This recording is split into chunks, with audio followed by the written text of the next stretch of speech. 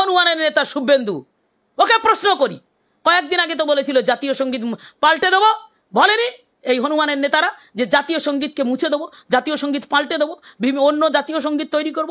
আমরা বলেছিলাম কেন?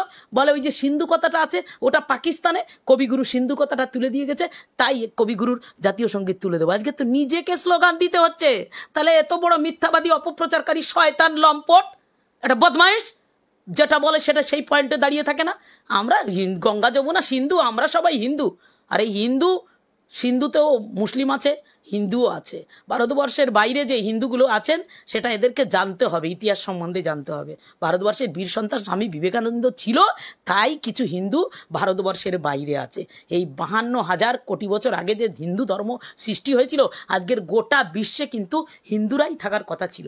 এই যে এই অপদার্থ শুভেন্দুর মতো কিছু লোকের জন্য গোটা বিশ্বে হিন্দু তৈরি হতে পারেনি।